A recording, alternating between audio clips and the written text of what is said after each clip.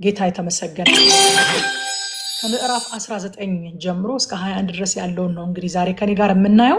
ምዕራፍ 19 በዋናነት የሚያስገነዝበን ነገር መስለን ለመታየት ከመሞከር የሆነውን መሆን ይሻላል። የሆነውን መሆኑ ሳንሆን መሆን የምንፈልገውን የሆነ ልንመስለው የምንወደውን ነገር መስለን ከመታየት የሆነውን መሆን ይሻላል የሚል ዋና ሐሳብ አለው። ጠቅላላ ለማድረግ ስንሞክር ማለት ነው።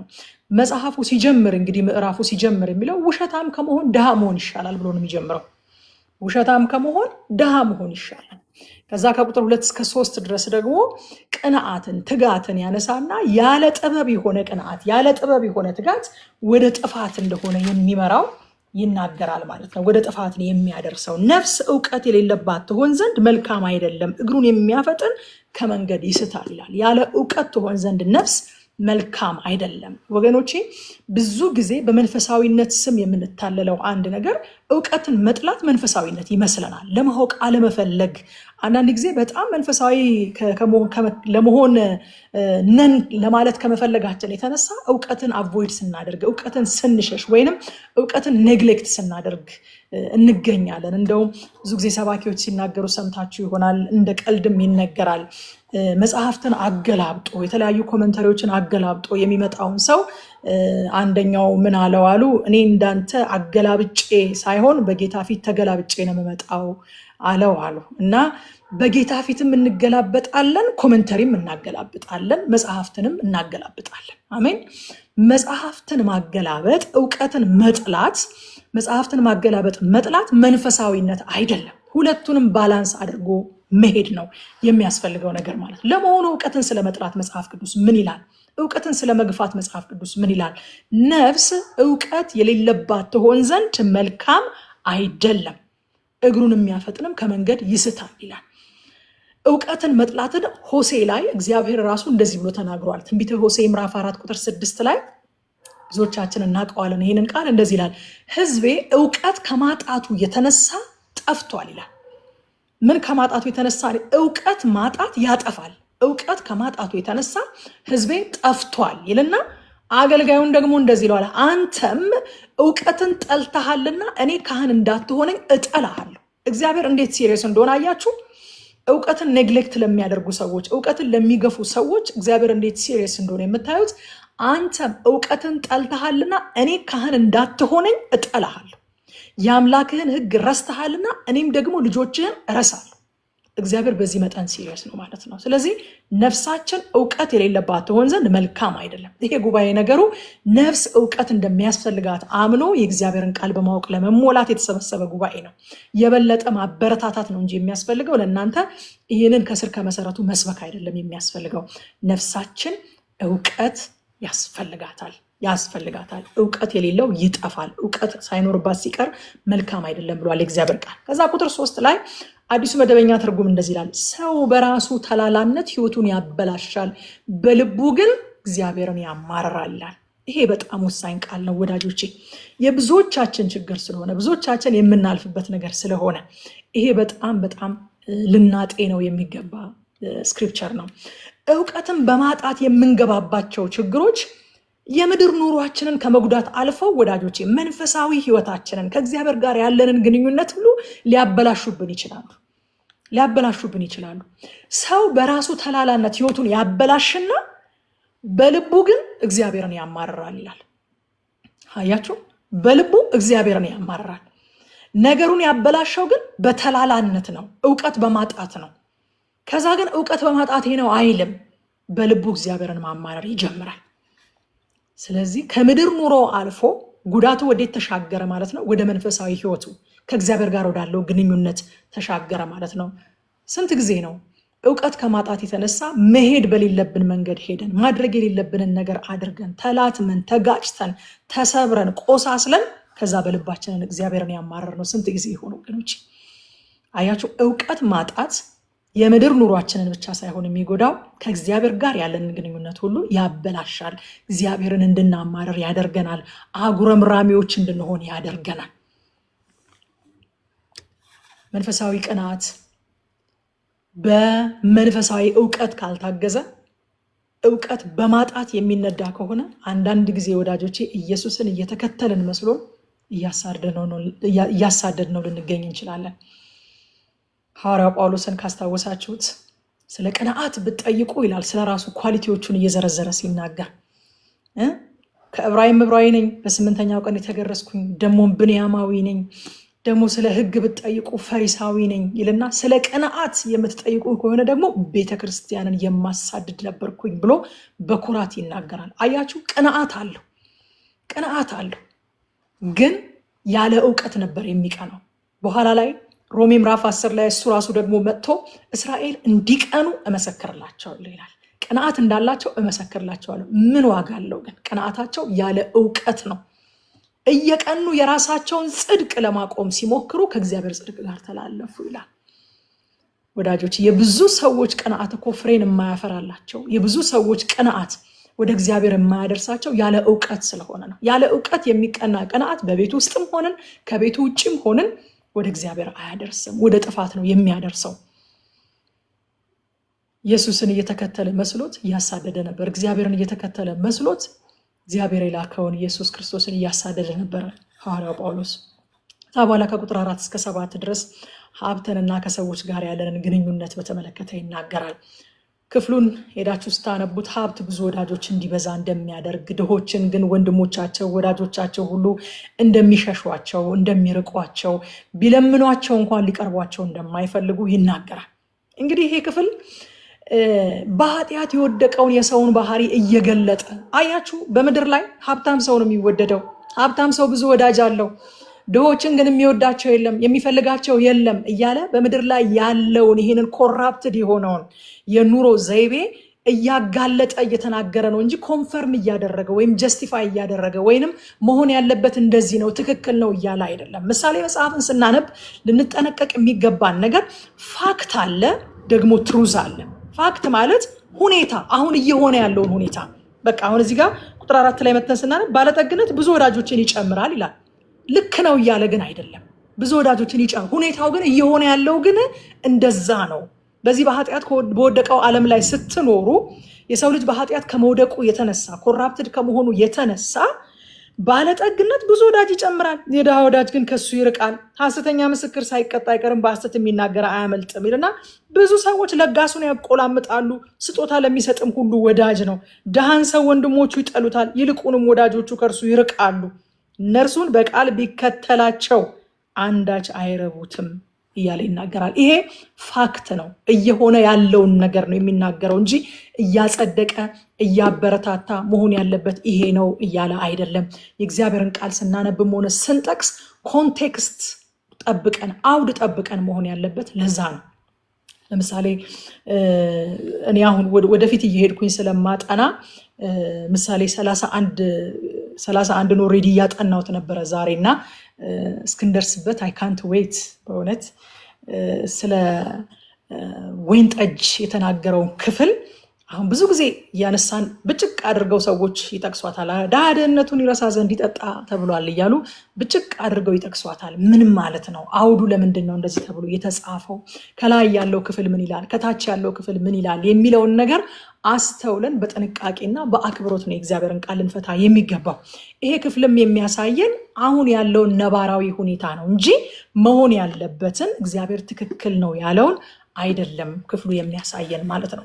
አለፍ አለፍ እያልኩኝ ለማየት ሞክራለሁ። እንደውም ይሄንን ክፍል ስናይ ወዳጅነት ወይም ጓደኝነት ሁሉ ሊፈተሽ እንደሚገባ ነው የሚያሳስበን። ሰዎች በእርግጥ እኛነታችንን ብቻ ፈልገው እንዳልሆነ ጓደኛ ሊሆኑን የሚመጡት አመላካች ነው፣ ጠቋሚ ነው ማለት ነው።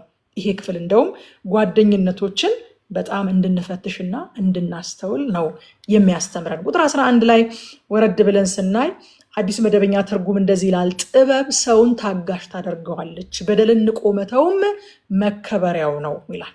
ይሄ በጣም በጣም በጣም ወሳኝ የህይወት መርህ ነው። ያው እኔ ሁሉንም ወደዋለሁኝ እንደምታውቁት፣ በጣም ወሳኝ የህይወት መርህ ነው ይሄ።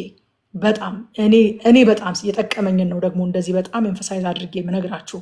ጥበብ ሰውን ታጋሽ ታደርገዋለች፣ በደልን ንቆ መተውም መከበሪያው ነው ይላል። እንደውም አዲሱ ትርጉም እንደሚል ታውቃላችሁ፣ የቁጣን ስሜት መቆጣጠር አስተዋይነት ነው። ለበደለም ይቅርታ ማድረግ ጨዋነት ነው። ደስ አይልም? የእግዚአብሔር ቃል አስተዋይነት ነው፣ ጨዋነት ነው፣ መከበሪያ ነው፣ ታጋሽነት ነው። አያችሁ ወዳጆች፣ አንዳንድ ጊዜ እቺ ዓለም እኔ ደህንነት ያስተማረኝ ፓስተር ወንድ ያለኝን ነገር ደጋግሜ ነግሬያቸዋለሁ። ይቺ ምድር ቲጂ ይቺ ምድር ይለኛል ካይንድነስን ዊክነስ አድርጋ ነው የምትተረጉመው፣ ድካም አድርጋ ነው የምትተረጉመው። እና ካይንድነስሽን እንዳያስጥሉሽ፣ ታጋሽነትሽን እንዳያስጥሉሽ ተጠንቀቂ ይለኛል ሁል ጊዜ። ወዳጆቼ ታጋሽ ስትሆኑ፣ በደልን ንቃችሁ ስትተው፣ ይቅር ስትሉ፣ ይቅርታ ስታደርጉ፣ ስሜታችሁን ስትቆጣጠሩ ሰዎች እንደ ዊክ እንደ ደካማ እንደው ነገር እንደማያቅ ነገር እንደማይገባው ሰው ሊቆጥሯችሁ ይችላሉ። አልቲሜትሊ ግን የእግዚአብሔር ቃል ያንን ምን ብሎ ነው የሚጠራው? መከበሪያ ነው፣ ጨዋነት ነው፣ አስተዋይነት ነው ብሎ ነው የእግዚአብሔር ቃል የሚጠራው። ወገኖች የጥበብ መገለጫው ትዕግስት ነው። የጥበብ መገለጫው ራስን መግዛት ነው። የጥበብ መገለጫው አይቶ ማለፍ ነው እንጂ ለሁሉ ነገር አጸፋዊ ምላሽ መስጠት የጥበብ መገለጫ አይደለም ወዳጆች። ሁሉን ነገር መልሰን አንችለውም። ስለ ሁሉ ነገር ሪአክት አድርገን አንችለውም።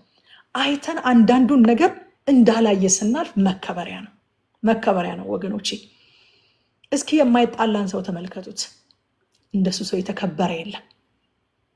እንደው የሆነ ሰው እኔ በማላውቀው ምክንያት እንኳን በህይወቴ የምፈራውና የምጠላው ነገር አቮይድ የማደርገው ነገር ከሰው ጋር መጣላት የሚባል ነገር ነው። አይሚን በባህሬም አልወድም። እንደው ከልጅነቴም የሚያውቁኝ ያውቃሉ። የዋሳ ልጆች እዚህ ውስጥ ካሉ ያውቃሉ። ከልጅነቴም ጸብ እንደዚህ ምናምን አይነት ነገር ብዙም እንደዛ አይነት ባህሪ ያለኝ ሰው አይደለሁኝም። እና እንደው እኔ እንኳን ሳይገባኝ ሚስ አንደርስታንድ አድርጎኝ እኔን ያኮረፈኝና እንደው ዝም ብሎ እኔ ስመጣ መንገድ አቋርጦ የሚሄድ የሆነ እንደዛ አይነት የሚያደርግ ሰው ካለ ራሴን ያመኛል። ያንን ሰው አግኝቼው አግባብ እኮ አይደለም፣ አጥፍቼ ከሆነ ይቅርታ፣ ምንድነው የተፈጠረው ነገር ብዬ ያ ነገር እስኪፈታ ድረስ ራሴን ያመኛል። በቃ በጭንቀት ለምን ክብር አይደለም? ነውር አይደለም እንዴ? ለምንድን ነው የምንቆራረፈው? ነውር አይደለም እንዴ? ለምንድን ነው ተገለማምጠን የምናልፈው? ነውር አይደለም እንዴ? ለምንድን ነው የምንጣላው? ወዳጆቼ ለምንድን ነው አፍላፊ የምንነጋገረው? ማለፍ ሲቻል በደልን ንቆ መተው ሲቻል መከበሪያ ነው ይላል እኮ መጽሐፍ ቅዱስ። ሃሌሉያ! እስኪ ንቃችሁ ተው፣ እስኪ እንዳላየ እለፉ፣ እስኪ ይቅርታ አድርጉ። ጨዋነት ነው፣ መከበሪያ ነው፣ ታጋሽነት ነው፣ አስተዋይነት ነው። ሃሌሉያ! የዓለምን ትርጓሜ አትስሙ ወገኖቼ፣ አትስሙ። እንደ ተሸናፊ፣ ነገር እንደማይገባው፣ አቅም እንደሌለው፣ መልስ እንደሌለው ሊቆጥራችሁ ይችላል የዓለም ሲስተም። ግድ የለም፣ ለሲስተሙ ሪስፖንድ አናደርግም እኛ አይደለ? ሮሜ ምዕራፍ 12 ቁጥር 2 ደጋግመን ተነጋግረናል ይህንን የእግዚአብሔር ቃል ክፍል አይደለ? በአእምሯችሁ መታደስ ተለወጡ እንጂ ይህንን ዓለም አትምሰሉ አይደለ? ዓለም እሷን ልታስመስለን የምትፈልገው ብለናል። መጥቶ የሚገጫችሁ ነገር ሁሉ የራሱን ቅርጽ ሰጥቷችሁ መሄድ ነው የሚፈልገው። አልቲሜትሊ ዓላማው እናንተን መግጨት ሳይሆን የእሱን ቅርጽ እናንተ ላይ ማሳረፍ ነው። ያ ነገር ካለፈ በኋላ እናንተ ከቀደመው ቅርጻችሁ ተቀይሯል። ተምሬያለሁ ይሏችኋል ሰዎች። ከዚህ ቀደም ስታውቋቸው በጣም መልካም የነበሩ፣ ገር የነበሩ፣ ትሁት የነበሩ፣ ታጋሽ የነበሩ፣ ጠብን የሚያልፉ፣ ይቅር የሚሉ፣ አስተዋዮች የነበሩ ሰዎች በቃ በጣም ቁጦች ሆነው ለሚባሉት ነገር ሁሉ ምላሽ የሚሰጡ ሆነው ስታገኟቸው ምን ነው ተማርኩኝ፣ ይቺ ዓለም ለእንደዚህ አይነት ሰው አትሆንም፣ ልክ ልኩን መንገር ነው እንጂ ይሏቸዋል። ምን ሆኑ ማለት ነው? ኮንፈርም ተደረጉ። ይህንን ዓለም አትምሰሉ የተባሉትን መሰሉ ማለት ነው። የሚገጨን እሱን ሊያስመስለን ነው። ከመጎዳታችን በላይ ዋናው ታርጌቱ እኛ እሱን እንድንመስል ማድረግ ነው። እሱን እንድንመስል ማድረግ ነው። ወገኖቼ ከዚህ በፊት ምን ተባብለናል? እርጥብ ከሆንን የገጨን ነገር ሁሉ የራሱን ቅርጽ ይሰጠናል ብለናል። ጠፈፍ ካልንስ የሚገጨን ነገር መጥቶ የራሱን ቅርጽ አይሰጠን። ከዚህ በፊት እኔ በየመንገዱ ሲሄድ የማየው ነገር የምሰማው ነገር ይሰብከኛል። በቃ እና የሰባኪ ነገር እንግዲህ ሰባኪ ስለሆንኩ እንደሆነ አላቅም፣ ሁሉ ነገር የእግዚአብሔርን ቃል ያስታውሰኛል። ይኸው እንግዲህ ሳይድ ስብከቷን አመጣችሁ ይሉኛል ልጆች የራሳቸው ይሰብከኛል ሁሉ ነገር። እና ወክ ማድረግ ወዳለሁኝ እና ኮሪደር ላይ ወክ እያደረግኩኝ ኮሪደሩ ሳይደርቅ እርጥብ ሆኖ ውሾች ረግጠውት የውሾች የእግራቸውን ምልክት አየሁኝ እዛ ጋ። እና ይህ በድንገት በቃ ይሄ ሮሜ ምዕራፍ 12 ቁጥር 2 ነው ወደ አይምሮ የመጣው። አያችሁ ሳይደርቅ በፊት ስለረገጡት ውሾቹ የውሾቹን የእግራቸውን ቅርጽ ይዞ ቁጭ ብሏል። አሁን መቀየር አይቻልም ያንን ነገር። ከደረቀ በኋላ እኛ ሁላችን እየተራመድንበት ነው፣ ሳይክል እየተነዳበት ነው። አይቀየርም። አሁን ምንም የእኛን የእግር ኮቴ እያያዘ አይደለም ያለው። ወዳጆቼ ሰው በእግዚአብሔር ቃል ከበሰለ ምጥጥ ካለ እርጥብ ካልሆነ እንጭጭ ካልሆነ የገጨው ነገር ሁሉ እየመጣ የራሱን ቅርጽ አይሰጠው። ነገር ግን ሕፃናት ከሆንን እርጥብ ከሆንን እንጭጭ ከሆንን ካልበሰልን የሚገጨን ነገር ሁሉ እየመጣ የራሱን ቅርጽ ይሰጠናል። መጣችሁ ማየት ትችላላችሁ። በእውነት ሴምሲ አካባቢ ያላችሁ እዚህ አፍሪካን ኮንቬንሽን አካባቢ ነው የውሻ እግር ረግጦት እርጥብ እንዳለ ያንን አይቼ እግዚአብሔር በቃ ሮሜ ምዕራፍ 12 ቁጥር 2 አስታወሰኝ። ወዳጆቼ አለመብሰል ነው። የገጨን ነገር ቅርጽ ከሰጠን ማለት አልበሰልንም ማለት ነው፣ አልጠነከርንም ማለት ነው፣ አልበረታንም ማለት ነው። ስለዚህ የራሱን ቅርጽ እንዳይሰጠን፣ ቅርጻችንን እንዳያስቀይረን፣ እሱም ታርጌቱ ያ ስለሆነ እኛም ደግሞ ልንጠነቀቅ የሚገባው ይሄንን ነው ማለት ነው። ጥበብ ሰውን ታጋሽ ታደርገዋለች፣ በደል ንቆ መተውም መከበሪያው ነው። እኛ መከበሪያችን እጥፍ ድርብ አድርገን መልስ መስጠት፣ ልክ ልኩን መንገር፣ ማስታጠቅ ምናምን የሚባለው ነገር አይደለም። እሱ የኛ መከበሪያ አይደለም። እርሱ ሲሰድቡት ዝም አለ የሚባል ጌታ እያመለክን፣ ሲሰድቡት መልሶ አልተሳደበም፣ ሲመቱት መልሶ አልተማታም፣ ስለ ራሱ አልተከራከረም፣ በጽድቅ ለሚፈርደው ራሱን አሳልፎ ሰጠ እንጂ የተባለ ጌታ እያመለክን፣ ፍለጋውን እንድንከተል ዱካውን ትቶልን ሄደ፣ ምሳሌውን ትቶልን ሄደ የተባለ ጌታ እያመለክን፣ ለእኛ ክብራችን መታገስ ነው፣ በደልን ንቆ መተው ነው፣ ስሜትን መቆጣጠር ነው፣ ይቅርታ ማድረግ ነው። ይሄ ጨዋነት ነው፣ ይሄ ብስለት ነው። ጌታ ይመስገን። ይሄ በጣም የምወደው ካራክተር ስለሆነ ደግሞ በሁላችንም በጌታ ልጆች ላይ ሊገለጥ የሚገባ ካራክተር ስለሆነ ነው ጠበቅ ያደረግኩት እንጂ ሁሉም ላይ እንደዚህ አልቆይም። የጥበብ የያዕቆብ መልእክት ምዕራፍ 1 ቁጥር 19ም ይህንኑ የሚያጠናክር ሀሳብ ነው ያለው። ስለዚህ የተወደዳችሁ ወንድሞቼ ሆይ ሰው ሁሉ ለመስማት የፈጠነ ለመናገር የዘገየ ለቁጣስ የዘገየ። አያችሁ፣ ለሁለቱ ነገሮች የዘገየ፣ ለመናገር ለቁጣ የዘገየ፣ ለመስማት ግን የፈጠነ ይሁን ይለናል ያዕቆብም ይሄንን ሲያጸና። ከዛ ቁጥር 14 ላይ ወረድ ስንል ቤትና ሀብት ከወላጆች ይወረሳሉ፣ አስተዋይ ሚስት ግን ከእግዚአብሔር ዘንድ ናት ይላል። መቼስ ይህንን ክፍል በተደጋጋሚ እናገኘዋለን። በኋላ ላይ ግን ምሳሌ ምዕራፍ 31 በምናይበት ሰዓት በመጨረሻ በደንብ እንጠቀልለዋለን። ስለ ሚስትም ስለ ባልም እግዚአብሔር ደግሞ የዛን ቀን ጥበብን ያካፍለናል ብዬ አምናለሁኝ። ጌታ ይባረክ። ግን እንደው ክፍሉን ሳንነካው ላለማለፍ ቤትና ሀብት ከወላጆች ይወረሳሉ፣ አስተዋይ ሚስት ግን ከእግዚአብሔር ዘንድ ናት የሚለው ወገኖቼ እግዚአብሔር ላይ ብቻ እንድንደገፍ ከሚያደርጉን ነገሮች አንዱ መልካም ትዳር፣ ትክክለኛ ትዳር የሚባለው ነገር ነው። ወላጆቻችን እንደው በጣም ከወደዱን፣ እንደው በጣም አርቆ ሀሳቢዎች ከሆኑ ቤት ሊሰሩልን ይችላሉ፣ ሀብት ሊያወርሱን ይችላሉ፣ የተለያየ ነገር ሊያደርጉልን ይችላሉ፣ ጥሩ ትምህርት ቤት እንድንማር ሊያደርጉ ይችላሉ፣ ከሀገር ውጭ ልከው ሊያስተምሩን ይችላሉ። አስተዋይ ሚስትና አስተዋይ ባል ግን ሊሰጡን አይችሉም። አስተዋይ ሚስትና አስተዋይ ባል መስጠት የሚችል እግዚአብሔር ብቻ ነው። በቃ አንዳንድ ነገር አለ እግዚአብሔር ላይ ብቻ ዲፔንድ እንድናደርግ የሚያደርገን፣ እግዚአብሔር ላይ ብቻ እንድንደገፍ፣ የእሱን እጅ ብቻ እንድንጠብቅ የሚያደርገን ነገር አለ። አንዱ መልካም ትዳር፣ ትክክለኛ ትዳር የሚባለው ነው። ምሳሌ 18:22 ላይም ሚስትን የሚያገኝ መልካም ነገር ያገኛል ይልና ከእግዚአብሔርም ዘንድ ሞገስን ይቀበላል ይላል። በኋላ ላይ ትክክለኛ ሚስት፣ መልካም ሚስት ማለት ምን ማለት እንደሆነ እንዳልኳችሁ ስንደርስ 31 ላይ በትኩረት የምናየው ይሆናል። ቁጥር 17 ላይ ለድሃ ቸርነትን የሚያደርግ ለእግዚአብሔር ያበድራል፣ በጎነቱም መልሶ ይከፍለዋል ይላል። ለድሃ ቸርነትን የሚያደርግ ለድሃው አይደለም ለካ የሚያበድረው፣ ለእግዚአብሔር ያበድራል። ካን ዩ ኢማጂን? ድሃ ከኛ አንዳች ነገር ፈልጎ ሲጠይቀን እግዚአብሔር አበድሩኝ እያለን ነው ወገኖች፣ አበድሩኝ እያለ ነው። አበድሩኝና እከፍላችኋለሁ። ደግሞ እግዚአብሔር ሲከፍል እንደ ንጉስ ነው የሚከፍለው። አንድ አባባል አለ እኮ አይደለ? አንድ ንጉስ ወደ አንድ ስፍራ ሄደና ሳንቲም ፈለገ አሉ። ሳንቲም ፈለገና አጠገቡ ካለው ሰው የሆነ ሳንቲም ተቀበለው። ምሳሌውን አንካሳ አድርጌው ከሆነ የምታውቁት ሰዎች ምህረት አድርጎልኝ፣ ብቻ አጠገቡ ካለ ሰው ሳንቲም ተቀበለና ማድረግ የሚገባውን ነገር፣ የሚፈልገውን ነገር አደረገ። በኋላ ወደ ቤተ መንግስቱ ሲመለስ ግን እጅግ በጣም ብዙ እጥፍ ድርብ አድርጎ ነው ያንን ክፍያ የመለሰውና ንጉሥ ሆይ የሰጠው እኮ ይሄንን አልነበረም፣ እንዴት ይሄንን ሁሉ መለስክልኝ ብሎ ሲጠይቀው እንዴ እኔ እኮ ስበደርህ እንዳንተ ሆኜ የተበደርኩ ስከፍልህ ግን እንደ ንጉሥ ነው የምከፍልህ አለው ይባላል። እና እግዚአብሔር ምን እያለ ነው? አበድሩኝ፣ እንደ ድሃ አበድሩኝ፣ እንደ ሰው አበድሩኝ፣ ስከፍላችሁ ግን እንደ ንጉሥ እከፍላችኋለሁ እያለ ነው። ወገኖቼ እዚህ ጋር ልመታው የምፈልገው አንድ ጠማማ አስተሳሰብና አመለካከት አለ።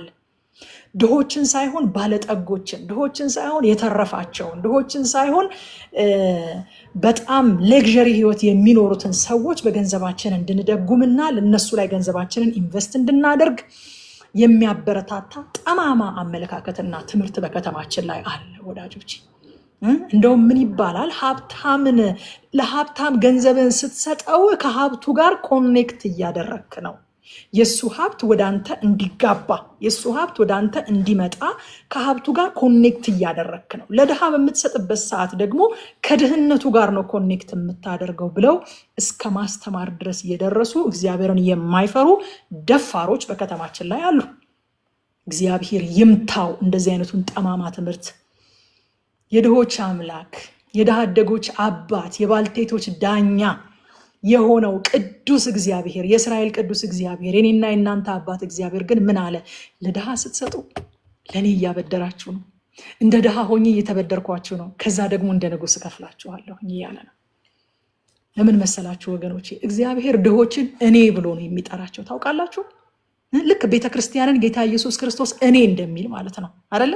ሐዋርያው ጳውሎስን እኮ አንደኛ ቆሮንቶስ ሐዋርያ ሥራ ምዕራፍ 9 ላይ ሳኦል ሳኦል ስለምን ታሳድደኛለህ አለው። ወንዶችና ሴቶችን ክርስቲያኖችን ሊያሳድድ በወጣበት አይደለ? ለምን ታሳድደኛ? እንዴ ማሳድደህ አንተ ማነህ ሲለው የምታሳድደኝ እኔ የናዝሬቱ ኢየሱስ ክርስቶስ ነኝ አለ። ለምንድነው ተከታዮችን የምታሳድደው አላለም። እኔ ነው የሚላቸው ተከታዮቹን አይደለ? እግዚአብሔር ደግሞ ድሆችን እኔ ይላቸዋል። ሌላ እኔ ልንገራችሁ፣ ድሆች ናቸው። ኢየሱስ ቤተክርስቲያንን እኔ እንደሚላት እግዚአብሔር ድሆችን እኔ ይላቸዋል። ኢየሱስም ድሆችን እኔ ነው የሚላቸው፣ እኔ ነው የሚላቸው። ለድሆች የሚደረገውን የትኛውንም ነገር ለእኔ ያደረጋችሁት ይላል እግዚአብሔር። ለእኔ ያበደራችሁት ይላል እግዚአብሔር። ለሆነ ለማታውቁት ሊከፍላችሁ ለማይችል ምንም ለማይጠቅማችሁ ምንም ለማይረባችሁ ሰው እንደሰጣችሁት ሜዳ ላይ እንደጣላችሁት እንደው እንደቀበራችሁት እርባና እንደሌለው ዋጋ እንደሌለው አትቁጠሩ። ለድሃ ስትሰጡ ለእኔ ነው ያበደራችሁት። እኔ ነኝ እያለ ነው እግዚአብሔር። እኔ ነኝ። ታስታውሳላችሁ ጌታ ኢየሱስ ክርስቶስ ማቴዎስ ወንጌል ምዕራፍ 25 ከቁጥር 34 እስከ 40 ድረስ እንደዚህ ያለ፣ ንጉሱ በቀኙ ያሉትን እንዲህ ይላቸዋል ይላል፣ እናንተ የአባቴ ብሩካን ኑ ዓለም ከተፈጠረበት ጊዜ ጀምሮ የተዘጋጀላችሁን መንግስት ውረሱ። ተርቤ አብልታችሁኛልና፣ ተጠምቼ አጠጥታችሁኛልና፣ እኔ ተርቤ እኔ ተጠምቼ አጠጥታችሁኛልና፣ እንግዳ ሆኜ ተቀብላችሁኛልና፣ ታርዤ እንዴት እኔ እያለ ሪፒትድሊ እንደሚናገር ብቻ ተመልከቱት። ታምሜ ጠይቃችሁኛል፣ ታስሬ ወደ እኔ መጥታችኋል። ጻድቃንም መልሰው ይሉታል፣ ጌታ ሆይ ተርባ አይተንህ መቼ አበላንህስ?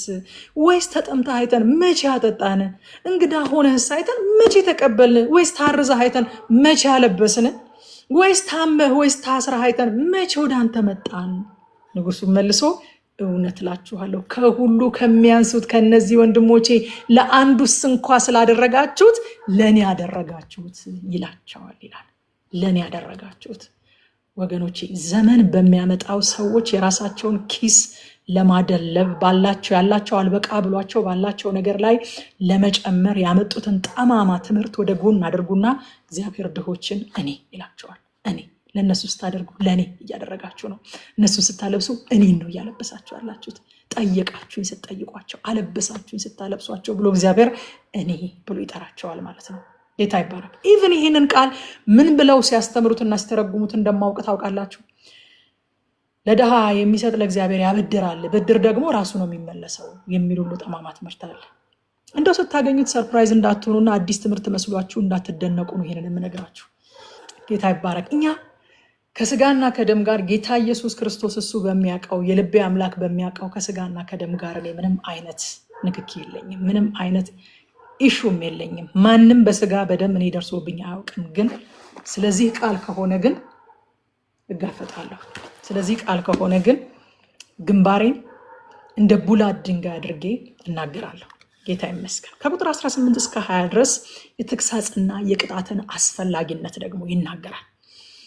ቁጥር 18 ላይ ገና ተስፋ ሳለህ ልጅህን ስርዓት አስይዘው ይላል። ሲሞት ዝም ብለህ አትየው።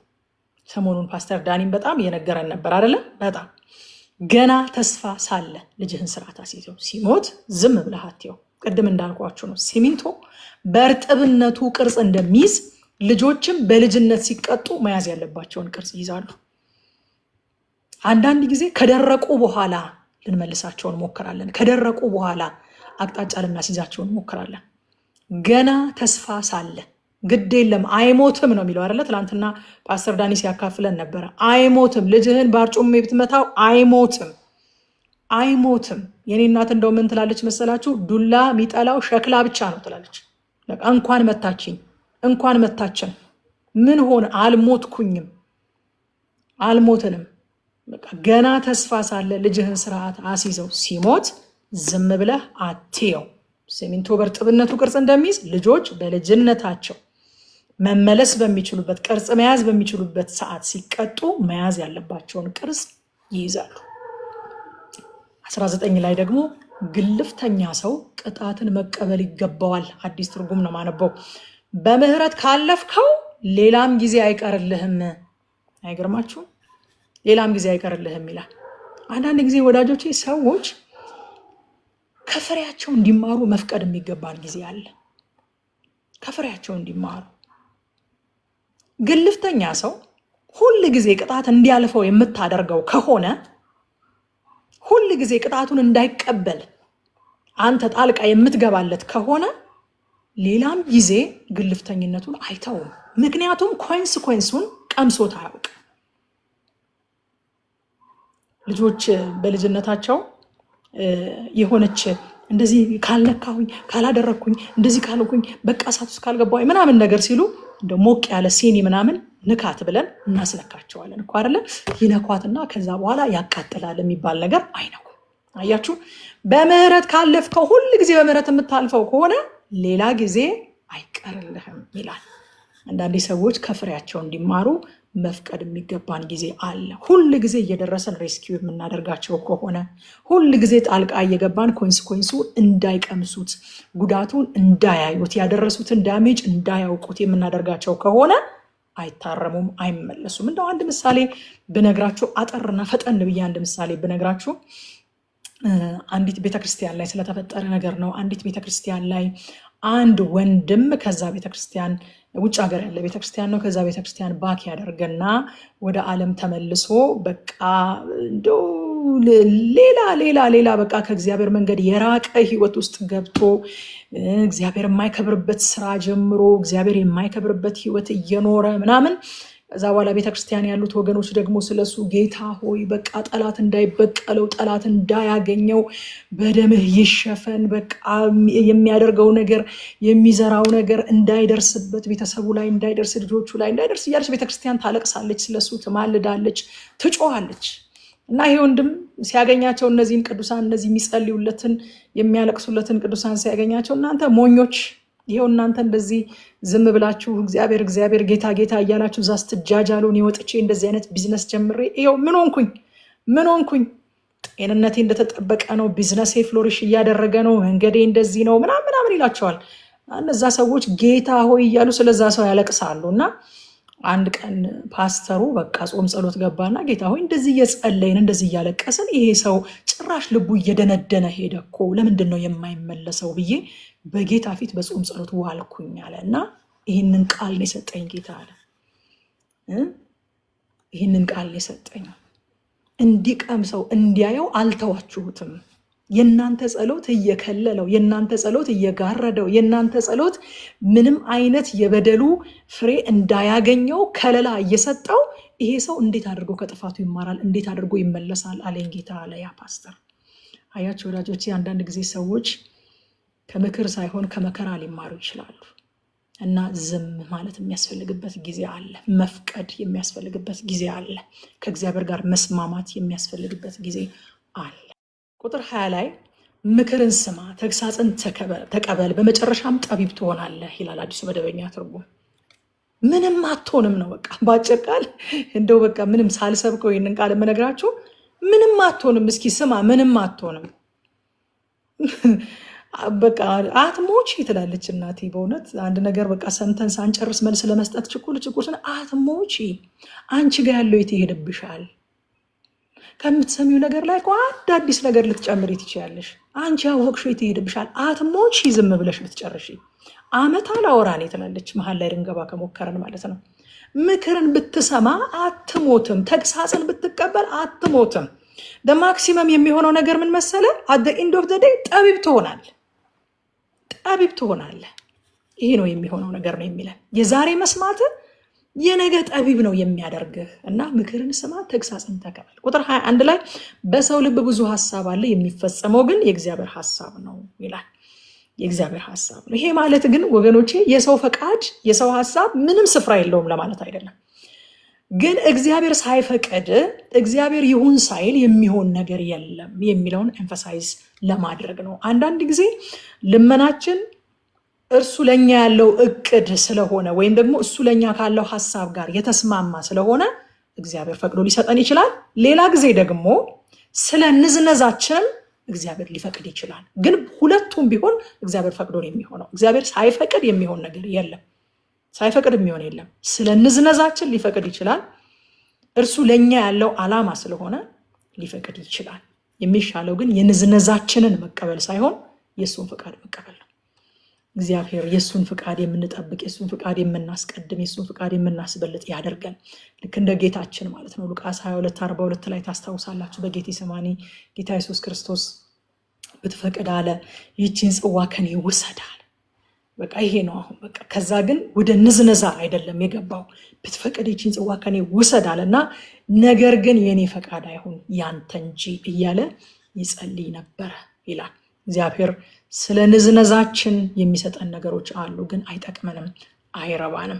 ከዛ ቁጥር 27 ላይ ስንመጣ ልጄ ሆይ እስኪ ምክርን ማዳመጥ ተው፣ ከእውቀት ቃል ትስታለህ ይላል። አያችሁ፣ እስኪ ተው። እስከዛሬ ድረስ እየሰማህ መጥተህ እንኳን ቢሆን ምክርን እያዳመጥክ የመጣ ሰው እንኳን ብትሆን እስኪ አሁን ላይ አቁም ምክርን መስማት። ከእውቀት ቃል ትስታለህ። ምን ማለት ነው? የእግዚአብሔር ቃል ትናንትና ሰምቻለሁ፣ ትናንትና አንብቤያለሁ፣ ትናንትና አጥንቻለሁ የሚባል ነገር አይደለም። መስማት ስናቆም መሳት እንጀምራለን። አይገርማችሁ? ከቃሉ ጋር ጊዜ ማሳለፍ ስናቆም ትላንት ያነበብነው፣ ባለፈው ዓመት ያጠና ነው፣ ባለፈው ዓመት ባይብል ስተዲ ላይ የነበረን ሁኔታ ጋራንቲ አይሆንም ዛሬ ከቃሉ ጋር ሕያው ግንኙነት ከሌለ። ትናንትና ሰምቻለሁ የሚል ዋስትና የለም። መስማት ስናቆም መሳት እንጀምራለን። ለዚህ ነው ጌታ ኢየሱስ ክርስቶስ ስትጸልዩ የዕለት እንጀራችንን ስጠን። ይሄ የዕለት እንጀራ ነው። በቃ የዕለት እንጀራ ወዳጆቼ፣ ከኔና ከእናንተ መካከል እንዲህ ትናንት በልተን የለ እንዲህ ዛሬ ደግሞ የምን መብላት ነው ያለ ሰው አለ? እንዲህ ትናንትና ያ ሁሉ ምግብ በልተን፣ ያን የመሰለ ምግብ በልተን እንዲህ ዛሬ ደግሞ በቃ ይቅርብን እንጂ ዛሬ እንረፍ እንጂ ያለ ሰው አለ? ይሄ እኮ የህይወት እንጀራ ነው። ይሄ እኮ የህይወት መብል ነው። ያለዚህ እኮ መኖር አንችልም። እስኪ ይሄንን መስማት አቁም። ከእውቀት ቃል ትስታለህ። ትላንትና በልቻለሁ ብለህ እስኪ ዛሬ መብላት አቁም፣ በረሃብ ትሞታለህ። እንደዛ እንደማለት ነው ወገኖቼ። ስለዚህ ከዚህ ምዕራፍ ምን እንማር ካላችሁ፣ አንደኛ መስለን ስለምንታየው ሳይሆን ስለሆነው ነገር እንጨነቅ። በቃ በከንፈሩ ከሚወሰልት ሰነፍ ይልቅ ያለ ነውር የሚሄድ ድሃ ይሻላል። በቃ ያልሆነውን ከማስመሰል ይልቅ የሆነውን ነገር መሆን ይሻላል። ሁለተኛስ እውቀት የሌለበት ቅንዓት ተከትለን ዋጋ አንክፈል። ነፍስ ያለ እውቀት ትሆን ዘንድ መልካም አይደለም። እውቀትን አንጥላ፣ እውቀትን አንግፋ። እግዚአብሔር እውቀትን የሚጠሉትን እጠላቸዋለሁ ነው ያለው። ሕዝቤ እውቀት ከማጣት የተነሳ ነው ጠፍቷል ያለው እግዚአብሔር። ስለዚህ ለእውቀት ስፍራ ይኖረን። ሶስተኛ ሁል ጊዜ የሚማር ልብ ይኖረን። ሁል ጊዜ ቲቸብል የሆነ ልብ ይኖረን። ስፔስ ይኖረን ለመስማት፣ ለመማር፣ ለመጨመር። አዲስ ነገር እሰማለሁኝ፣ አዲስ ነገር እግዚአብሔር ያስተምረኛል የሚል ልብ ይኖረን። አራተኛ ከፍላጎታችን ይልቅ እግዚአብሔር በእኛ ህይወት ያለው ዓላማ የሚልቅና መልካም እንደሆነ እንመን። እንደምንም ጥርታችንን ነክሰን ፈቃድህ ይሁን እንበለው። ንዝነዛችንን ወደ ጎን አድርገን ፈቃድህ ይሁን እንበለው። ጌታ ይባረክ። ወደ ምዕራፍ 20 አለፍ ያለው ምዕራፍ 20 በጥበብ የተቃኘን ህይወት ነው የሚያሳየን። ቁጥር 1 ላይ የወይን ጠጅ ፌዘኛ ብርቱ መጠጥም ጠበኛ ያደርጋል፣ በእነዚህ የሳተ ሁሉ ጠቢብ አይደለም ይላል። የቀድሞ ትርጉም የወይን ጠጅ ፌዘኛ ያደርጋል፣ ብርቱ መጠጥም ጠበኛ ያደርጋል፣ በዚህም የሳተ ሁሉ ጠቢብ አይደለም የሚለው ማለት ነው። የወይን ጠጅን የሚፈልግ ሰው ከጠቢብነት በተቃራኒ አቅጣጫ እየሄደ ነው ማለት ነው። በእነዚህ የሳተ በወይን ጠጅና በብርቱ መጠጥ ማለት ነው። በዚህ የሳተ ሁሉ ጠቢብ አይደለም። ለዚህ የሚጎመጅ ሁሉ ጠቢብ አይደለም። ከጠቢብነት በተቃራኒ አቅጣጫ እየሄደ ነው ማለት ነው። ለምን? ጠቢብ ራሱን ይገዛል። ጠቢብ ፍላጎቱን ይቆጣጠራል። ጠቢብ የሚቆጣጠረውን ነገር ይመርጣል። በምን ቁጥጥር ስር መሆን እንዳለበት ያውቃል። አንድ ነገር ወዳጆቼ ከተቆጣጠረን ወደ ፈለገው አቅጣጫ ይመራናል። ስለዚህ ህይወታችንን እንዲቆጣጠሩ ስለምንፈቅድላቸው ነገሮች በጣም ልንጠነቀቅ ያስፈልጋል ወገኖቼ። ማን እንደሰራው፣ ምን እንዳደረገበት፣ ምን እንደሚያደርገን በማናውቀው ነገር ቁጥጥር ስር ለመውደቅ ለምን እንፈቅዳለን? የሰራን ወዴት እንደሚወስደን የነገረን የሚረባንን የሚነቅልን መንፈስ ቅዱስ ይቆጣጠረን እንጂ ለምን የወይን ጠጅ ይቆጣጠረናል? የተቆጣጠረን ነገር ወደ ፈለገው አቅጣጫ ነው የሚመራን። አንድ ጊዜ ሌላ ታውቀዋለች፣ የኳየር ሊደራችንን በጣም ኢንፍሉዌንስ ያደረገኝ በጣም የምወደው ገና እንደ ዳንኩኝ የገባሁበት ኳየር የቢ ኳየር የኳየር ሊደራችን ነበር እና ፓስተር አማን ይባላል። ምን አለን? አረቄ እናንተ የምትቆጣጠሩት ከመጠጣታችሁ በፊት ነው ይላል። ከጠጣችሁት በኋላ እሱ ይቆጣጠራችኋል እንጂ እናንተ አትቆጣጠሩትም። ከመጠጣታችሁ በፊት በእናንተ ቁጥጥር ስር ነው። አልጠጣውም፣ እጠጣዋለሁ፣ እደፈዋለሁኝ፣ ወደዛ አስወግደዋለሁኝ ማለት የዛን ጊዜ ነው የሚቻለው አለ። ከጠጣችሁት በኋላ ግን አሁን ተራው እሱ ነው፣ መሪውን የያዘው እሱ ነው፣ የሚቆጣጠራችሁ እሱ ነው። እንደሚፈልገው ያስወራችኋል፣ እንደሚፈልገው ያራምዳችኋል፣ የሚፈልገውን ነገር ያስደረጋችኋል፣ እንደሚፈልገው ያሳስባችኋል። ማን ይቆጣጠረን ወዳጆቼ? ማን ይቆጣጠረን? መንፈስ ቅዱስ ወይንስ የወይን ጠጅ? የሚቆጣጠረንን ነገር በጥንቃቄ እንምረጥ።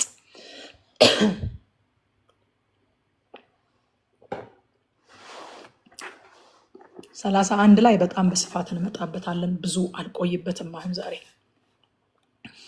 ስለ ወይን ጠጅም በስፋት እንመጣበታለን። 31 ላይ ከቁጥር 2 እስከ 3 ከጠብና ከክርክር ምራቅ የሚል ሀሳብ ነው የሚያሳየን። ቁጥር 3 ላይ ከጠብ መራቅ ለሰው ክብሩ ነው፣ ቂል ሁሉ ግን ለጥል ይቸኩላል ይላል አዲሱ ትርጉም። ቂል ሰው ነው ለጥል የሚቸኩለው፣ ከጠብ መራቅ ግን ለሰው ክብሩ ነው። ወገኖቼ መጣላት ጠቢብ መሆን አይጠይቅም። በነገራችን ላይ ጠቢብ መሆን አይጠይቅም። እንደውም አንዳንድ ጊዜ ተከራካሪውን ገንዘብ ለማድረግ ክርክሩን መተው ሊያስፈልግ ይችላል። ይህንን ታውቃላችሁ። ክርክሩን ተሸንፎ ተከራካሪውን ገንዘብ ማድረግ ይበልጣል። ዋናው ነገር ክርክሩን ማሸነፍ አይደለም። ዋናው ነገር ተከራካሪውን ማሸነፍ ነው። ሰውየውን ማሸነፍ፣ ሰውየውን ገንዘብ ማድረግ፣ ሰውየውን እናንተ ማድረግ ነው ዋናው ነገር እንጂ ሰውየውን ኤምባራስ ማድረግና እናንተ ትክክል እንደሆናችሁ፣ እናንተ የተሻለ እውቀት እንዳላችሁ፣ እናንተ እንደምትበልጡ ማሳየት፣ አፉን ማስያዝ እሱ አይደለም ዋና ነገር ወገኖቼ። ዋና ነገር ጠፍቶብናል በዚህ ዘመን። በጣም ዋና ነገር ጠፍቶብን ተሞኝተናል። በቃ ታርጌታችን አፍ ማስያዝ ነው። አፍ ማስያዝ አይደለም ግን ዋናው ታርጌት ሊከራከራችሁ፣ ሊቃወማችሁ፣ ከእናንተ ጋር ሊጣላ፣ ከእናንተ ጋር ሊጨቃጨቅ የቀረበውን ሰው ገንዘባችሁ ማድረግ ነው ዋናው ነገር። ገንዘባችሁ ማድረግ። ገንዘቡ ማድረግ የሚፈልግ ሰው ደግሞ ልክ ነህ እኮ ግን ብሎ ነው የሚጀምረው ራሱ በትህትና ማለት ነው። ሰውየው ልክ የሆነበትን ነገር ፈልጋችሁ ማለት ነው። 90% የተሳሳተ ነገር ተናግሮ 10% ትክክል የሆነ ነገር የተናገረ እንደሆነ 10ን አውጥታችሁ መጀመሪያ እንትን ያልከው በነገራችን ላይ እኮ ልክ ነው፣ ደግሞ እንትን ያልካትን ደግሞ እሱ ላይ ደግሞ ብናስተካክላት ብላችሁ መቀጠል ነው ጥበብ ማለት። ከጠብ መራቅ ለሰው ክብሩ ነው፣ ቂል ሁሉ ግን ለጥል ይቸኩላል። ቂልነት ነው ወዳጆቼ ሌላው። ስለዚህ የቱን እንደምናስቀድም የቱን እንደምናስበልጥ ልናውቅ ያስፈልጋል። ጥበብ ይብዛልን። ቁጥር 4 እና ቁጥር 13 ስለ ስንፍናና ትጋት ነው የሚናገረው። አንድ ላይ ልናየው የምንችለው ክፍል ነው። የስንፍና ወዳጆቼ ትልቁ ጉዳቱ ከትክክለኛው ጊዜ ጋር እንድንተላለፍ ያደርገናል። በጣም ትልቁ ጉዳቱ ማለት ነው። ሌዚነስ ስንፍና ከታይም ጋር እንድንተላለፍ ያደርገናል። ወገኖቼ ገንዘብ ቢጠፋ በገንዘብ ይተካል። ጊዜ ከጠፋ ግን፣ ሲዝን ካመለጠ ግን፣ ትክክለኛው ሰዓት ካለፈ ግን በምንም አይመለስም። የስንፍና ትልቁ ጉዳቱ ከጊዜ ጋር እንድንተላለፍ ያደርገናል። ከትክክለኛው ጊዜ ጋር እንድንተላለፍ ያደርገናል። ቁጥር 4 ሰነፍ ሰው በወቅቱ አያርስም ይላል። መቼ አያርስም? በወቅቱ። በፈለጋቸው አሁን ይሄ እንግዲህ ስለ ባህላዊ እርሻ በባህላዊ መንገድ ስለሚያርሱ ሰዎች፣ ወቅትን ጠብቀው ዝናብ ጠብቀው ስለሚያርሱ ሰዎች ነው አውዱ እየተናገረ ያለው። እነዚህ ሰዎች በፈለጉ ጊዜ ተነስተው ማረስ ይችላሉ እንዴ? ይችላሉ?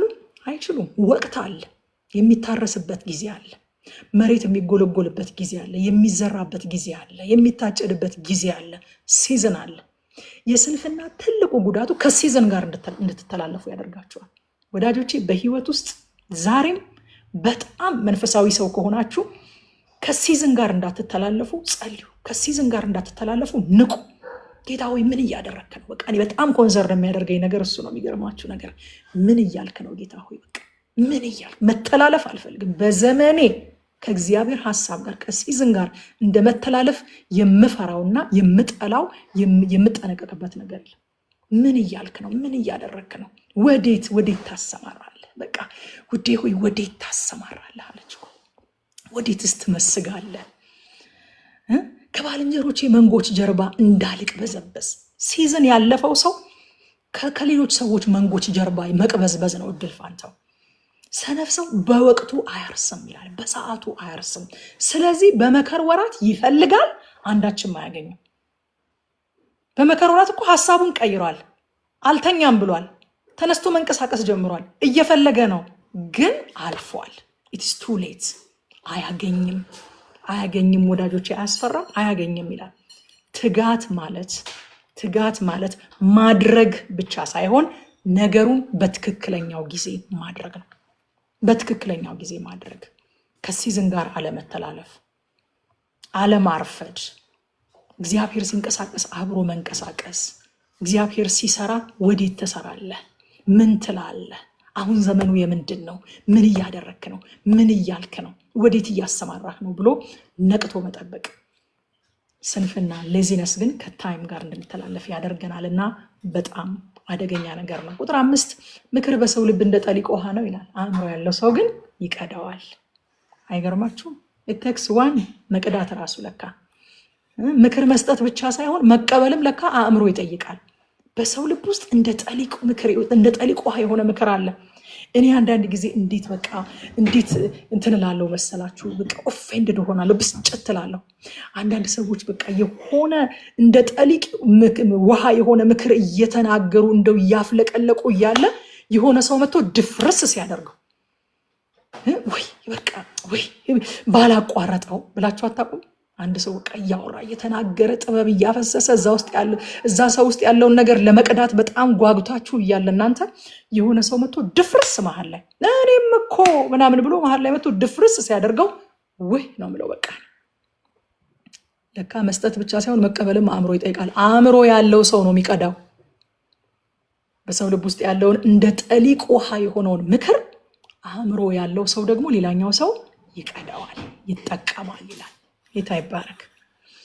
ቁጥር 6 እስከ 7 ድረስ ታማኝነት የከበረ ነገር ነው ይልና፣ ታማኝነት በጣም የከበረና በጣም ሬር ነገር ነው። የታማኝ ሰው ልጆቹ እንኳን የተባረኩ ናቸው ይላል። በጣም ሬር ነገር ስለሆነ ታማኝን ሰው ወዴት ይገኛል ይላል። ከ6 እስከ 7 ሄዳችሁ ስታነቡ ይኸው ብዙ ሰዎች ቸርነታቸውን ያወራሉ ይላል። የታመነውን ሰው ግን ማን ያገኘዋል? ጻድቅ ያለ ነውር ይሄዳል፣ ልጆቹም ከእርሱ በኋላ ምስጉኖች ናቸው ይላል። ማን ያገኘዋል? ነኝ የሚሉ ብዙ ናቸው፣ ነኝ የሚሉትን ሆነው የሚገኙ ግን ጥቂት ናቸው። ማን ያገኛቸዋል? እነሱማ ከተገኙ ልጆቻቸው ሳይቀሩ የተባረኩ ናቸው ብሎ እንዴት ሪዋርዲንግ እንደሆነ ታማኝነት እንዴት ሪዋርዲንግ እንደሆነ ያሳያል። ከ8 እስከ 10 ደግሞ ስለ ንጉሱ ይናገርና ከቁጥር 8 እስከ 10 ድረስ ክፍሉን ለማስታወስ ላንብብላችሁ። 2 አይነት ሚዛንና 2 አይነት መስፈሪያ፣ ሁለቱ በእግዚአብሔር ፊት ርኩሳን ናቸው። ሕፃን ቅንና ንጹህ መሆኑ በሚያደርገው ስራ ይታወቃል። ቁጥር 8 እስከ 10 ይቅርታ። በፍርድ ወንበር የተቀመጠ ንጉስ ክፉን ሁሉ በዓይኖቹ ይበትናል። ልቤን አነጻው ከኃጢአት ጠራው የሚል ማን ነው? ሁለት አይነት ሚዛንና ሁለት አይነት መስፈሪያ፣ ሁለቱ በእግዚአብሔር ፊት ርኩሳን ናቸው ይላል። በፍርድ ወንበር ስለተቀመጠው ንጉስ ተናግሮ ከንጉሱ አይን የሚሰወር ነገር የለም፣ ክፉ የሆነውን አበጥሮ ያያል ይላል ያኛው ትርጉም። እንደው አበጥሮ ያያል፣ ከሱ አይን የተሰወረ ነገር የለም። ዕብራውያን ላይ እንደሚነግረን የእግዚአብሔር ቃል እኛም በሚቆጣጠር በእርሱ አይኖች ፊት ነገር ሁሉ የተገለጠ ነው እንጂ የተሰወረ ፍጥረት የለም እንደሚለን ማለት ነው። ከንጉሱ አይን የተሰወረ ነገር የለም ወዳጆቼ። ይህንን ነገር ከዚህ በፊትም ስለ ዮሴፍ ስንማር ካስታወሳችሁ በጣም እግዚአብሔር በዛ በጣም ድንቅ አድርጎ አስተምሮን ነበረ። ዘፍጥረት 39 ላይ ዮሴፍ የጶጢፋራ ሚስት ከሷ ጋር እንዲተኛ ስታስገድደው ምንድን ያላት? ለዚህ ቤት ከኔ የሚበልጥ ሰው የለም፣ ሚስቱ ስለሆንሽ ከአንቺ በቀር ያልሰጠኝ ነገር የለም፣ እንዴት ይህንን ትልቅ ክፉ ነገር አደርጋለሁ አለና በእግዚአብሔር ፊት አለ። አያችሁ፣ ከንጉሱ ፊት ከእግዚአብሔር ፊት የሚሰወር ነገር እንደሌለ ዮሴፍ በጣም ኮንሸስ ነበረ። ወገኖቼ ከዚህ በፊትም ተናግሬው ያለሁኝ በጣም በተደጋጋሚ ብዙዎቻችን ዴቪል ኮንሸስ ነን። ጋድ ኮንሸስ ሳንሆን ዴቪል ኮንሸስ ነን። ሰይጣን እንደሚያየን የምናምነውን ያህል እግዚአብሔር እንደሚያየን ማመናችንን እጠራጠራለሁኝ። በእግዚአብሔር ፊት መኖራችንን በዛ መጠን ኮንሸስ ነን ወይ? በሰይጣን ፊት እንደምንኖር የበለጠ ኮንሸስ ነን። የበለጠ ለዛ የነቃ ህሊና ነው ያለን። ዮሴፍ ግን በሰይጣን ፊት ይሄንን አድርጌ ደግሞ በኋላ ይበቀለኝ እንዴ አይደለም ያለው እኮ። በጶጢፋራ ፊትም አላለም። ጶጢፋራ እዛ ጋር የለም። ማንም ሰው በሌለበት ፈልጋ ነው የያዘችው። በሰው ፊት አላደርግም ይሄንን አይደለም ያላት፣ በእግዚአብሔር ፊት። አዎ በአይን ሲታይ በስጋ አይን እኔና አንቺ ብቻ ነን እዚህ ቦታ ላይ የቆመን።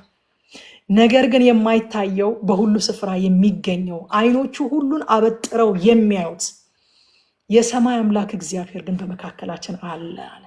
he was so conscious። በእግዚአብሔር ፊት ይህንን ትልቅ ክፉ ነገር እንዴት አደርጋለሁ? እንዴት ይህንን በእግዚአብሔር ፊት ፈጽማለሁ? ማለት እግዚአብሔር በሱ ህልውና የተቃኘ ህሊናን ይስጠን። ለሱ መገኘት የተቃኘ ህሊና፣ የነቃ ህሊና። አሜን። እግዚአብሔር አለ። እግዚአብሔር በመካከላችን አለ። እግዚአብሔር በዚህ ስፍራ አለ። እግዚአብሔር እያየ ነው። እግዚአብሔር እየሰማ ነው የሚል ህሊናን እግዚአብሔር ያድለን። ጌታ ይመስገን። ቁጥር 11 እና 12 ሕፃን እንኳ ጠባዩ ንጹሕና ቅን መሆኑ ከአድራጎቱ ይታወቃል። የሚሰሙ ጆሮች፣ የሚያዩ አይኖች ሁለቱንም እግዚአብሔር ሰርቷቸዋል ይላል። ምን ማለቱ ነው? እንዲህ ነገሮችን አይተንና ሰምተን ንጹሕና ቅን መሆናቸውን መለየት የምንችልበትን አቅም፣ መለየት የምንችልበትን ተፈጥሮ እግዚአብሔር ሰጥቶናል። ሕፃንን እንኳን ቅን መሆኑን የምናውቀው ከአድራጎቱ ነው። እግዚአብሔር በሰጠን አይን አይተን ነው እያለን ያለው። ከዛ በኋላ ቁጥር 20 ላይ አባቱን ወይም እናቱን የሚሰድብ በድቅድቅ ጨለማ መብራቱ ይጠፋል ይላል።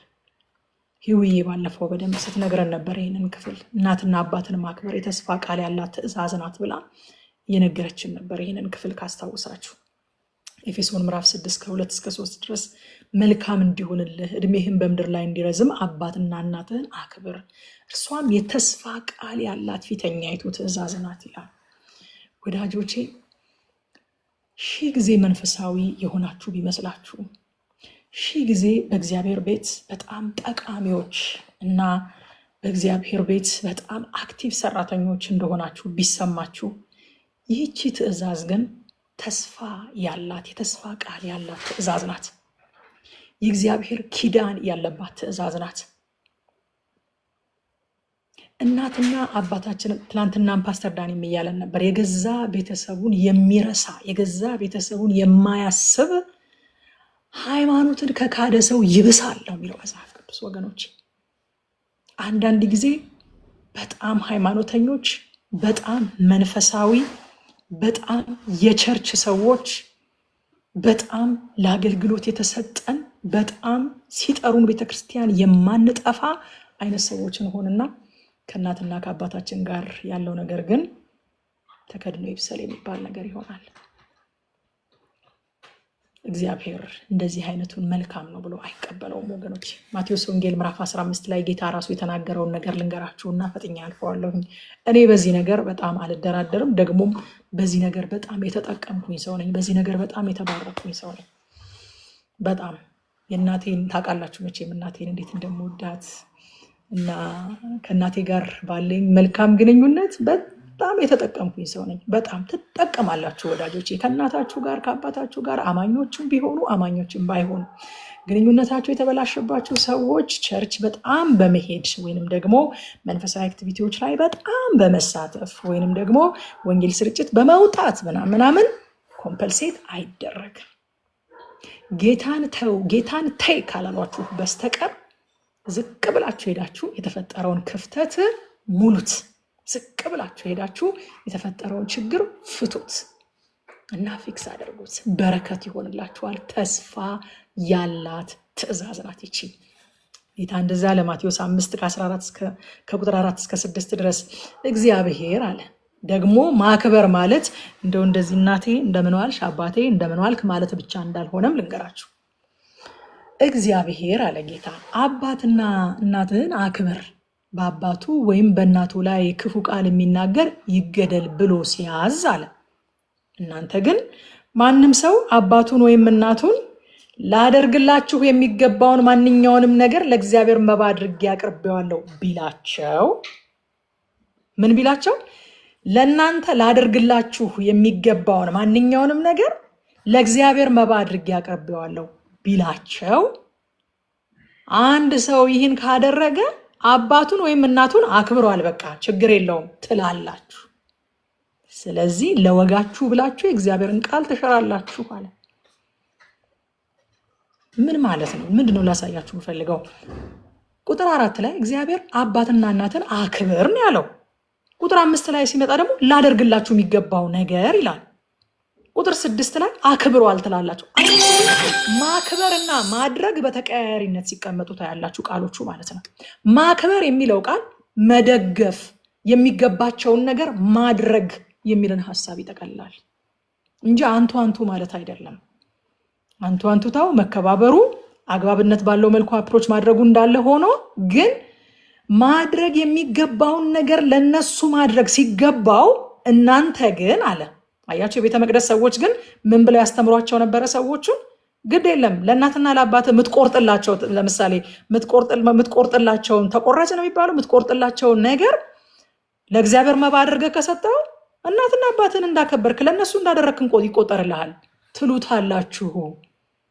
የእግዚአብሔርን ቃል ስለወጋችሁ ብላችሁ ትሽራላችሁ። ይሄ እርስ በርሱ የሚተካካ ነገር አይደለም። ኮምፐልሴት የሚደራረግ ነገር አይደለም። ለቤተ ክርስቲያን የምናደርገው ነገር ለእናትና ለአባታችን ማድረግ ያለብንን ነገር አይተካም። ባጭር ቃል ጌታ ያለው ይሄ የእግዚአብሔርን ቃል መሻር ነው ያለው።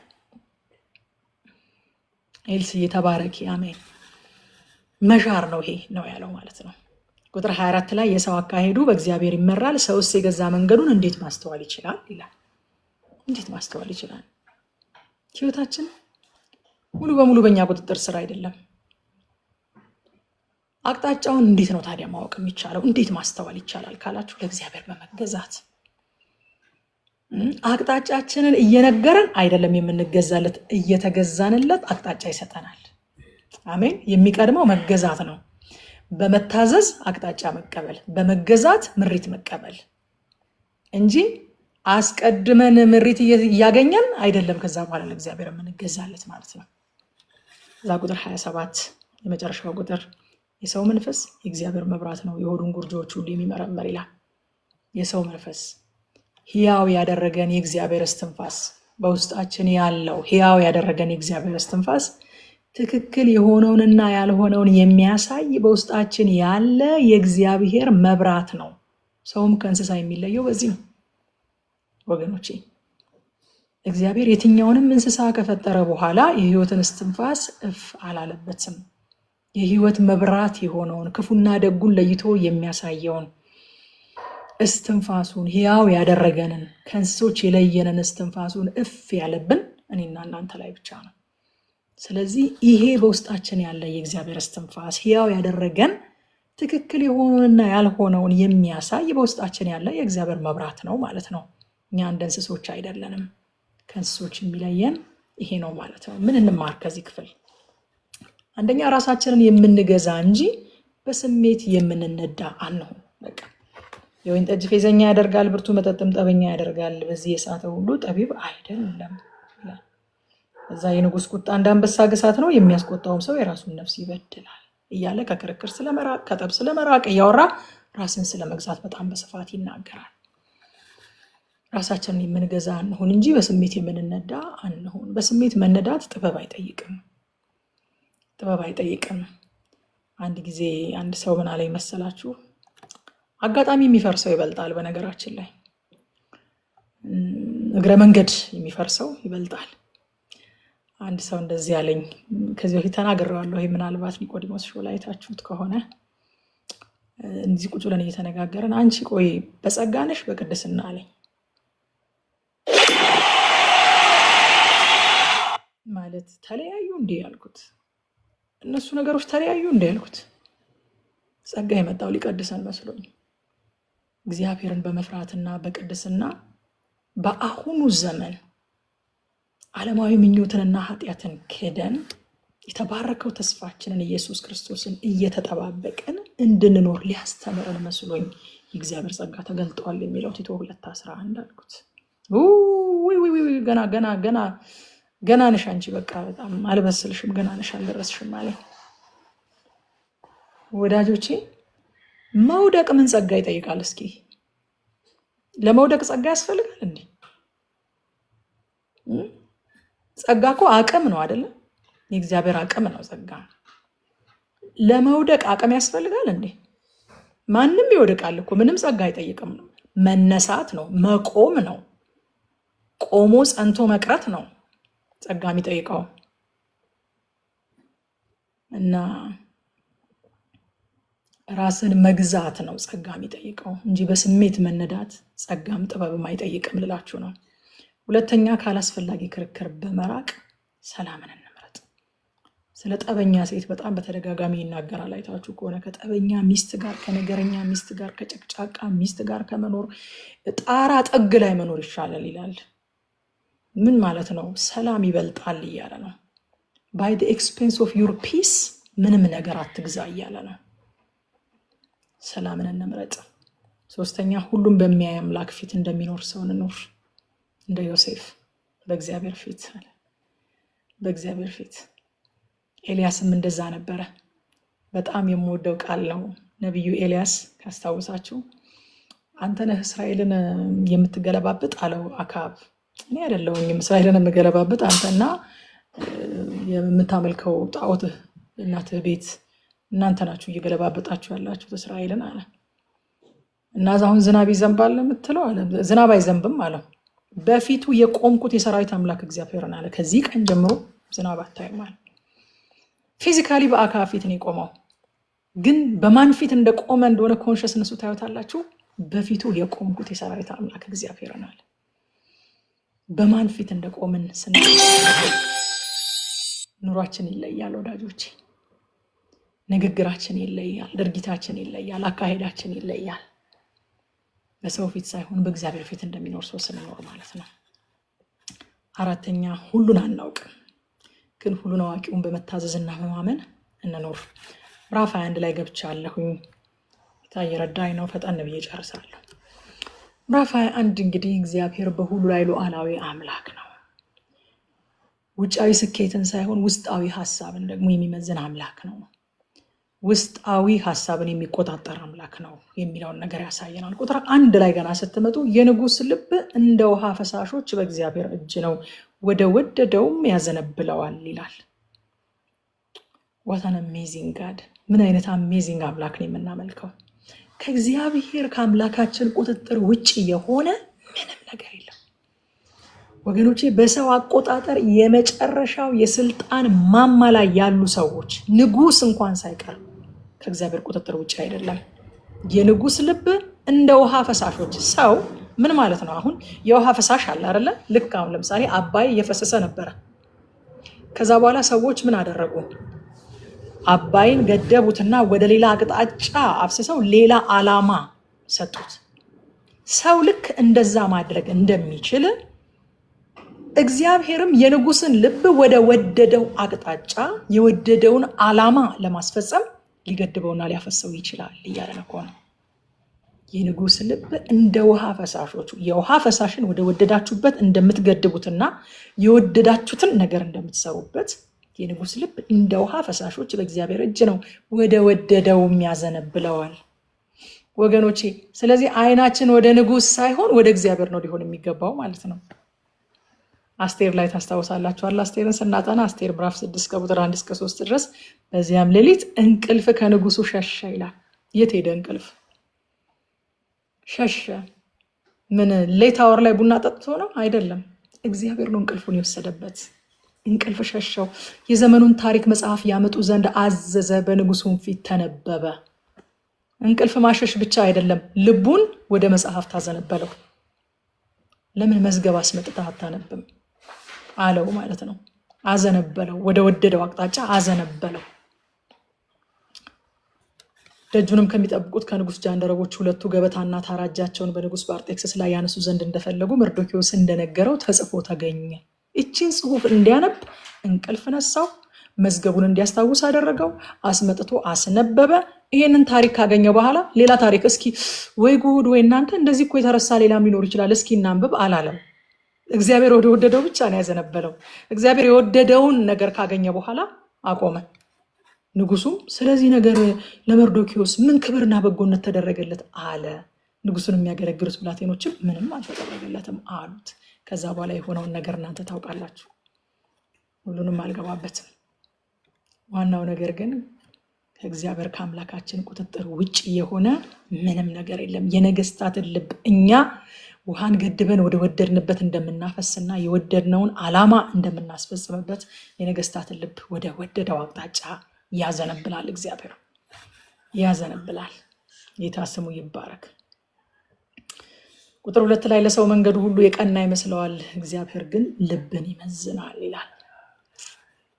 እኛ እኮ ትክክል መስሎን ነው ብዙ ጊዜ እኮ ትክክል መስሎን ነው የምናደርገው አይደለም? ቀና መስሎን፣ መልካም መስሎን፣ ልክ መስሎን ነው የምናደርገው። እና ትክክል መስሎን የምናደርጋቸው ነገሮች ደግሞ መልሰው እኛን የሚያስረዱን ምንድነው?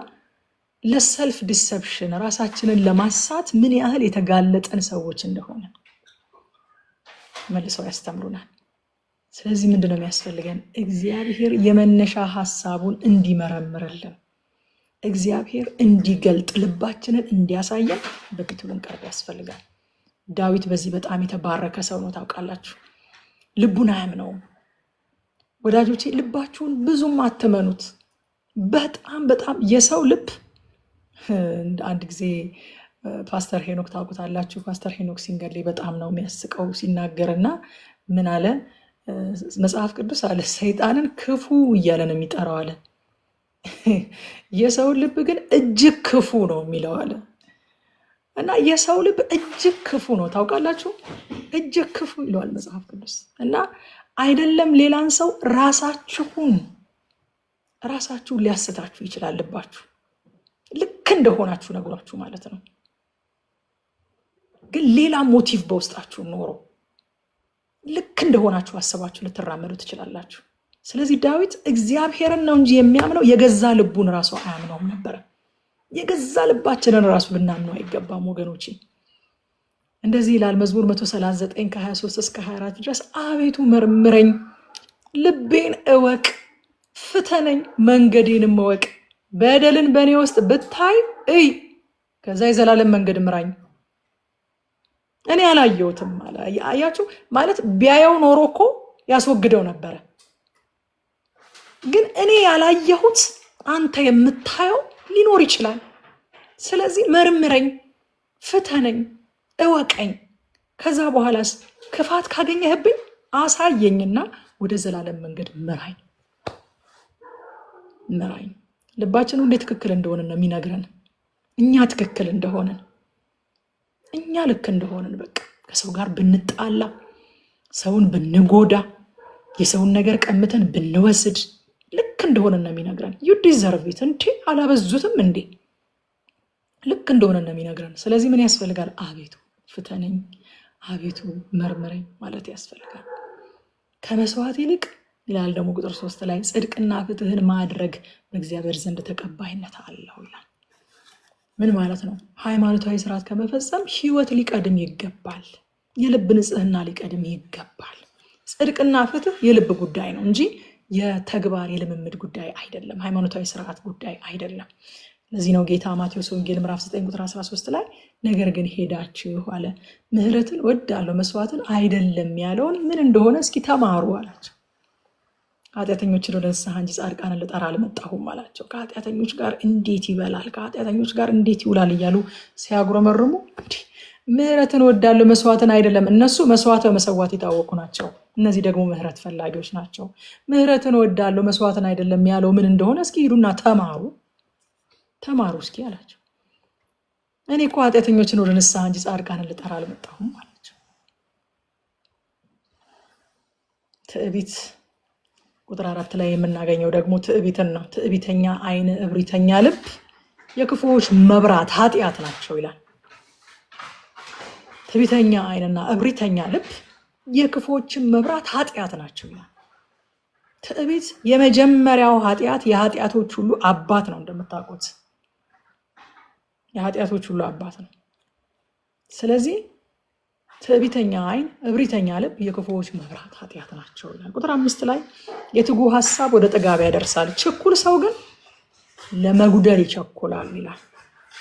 ምን ማለት ነው ችኩል ማለት? እዚህ ቦታ ላይ ችኩል የሚለው ሐሳብ ምንን የሚገልጸው ካላችሁ ከትጋት ይልቅ አቋራጭ መንገድን የሚመርጥ ማለት ነው። ችኩል ማለት እንደው ፈጠን እያለ የሚሰራ ማለት ሳይሆን ወደ ስኬት ማማ በትጋት ሳይሆን በአቋራጭ ለመድረስ የሚሞክር ችኩል ሰው ግን ለመጉደል ነው የሚቸኩለው። አቋራጭ የሚፈልገው ለመጉደል ነው።